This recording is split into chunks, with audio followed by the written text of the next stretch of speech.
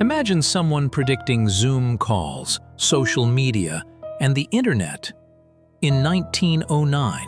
It sounds impossible, but one man actually did. In 1909, English author EM Forster wrote a short story called "The Machine Stops." In his story, people lived alone in tiny rooms and talked through giant video screens instead of meeting face-to-face. They attended classes, worked, and made friends without ever leaving home.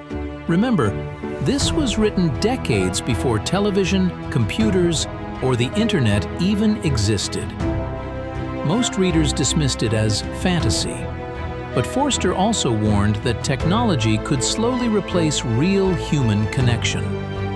More than a century later, his warning feels surprisingly familiar.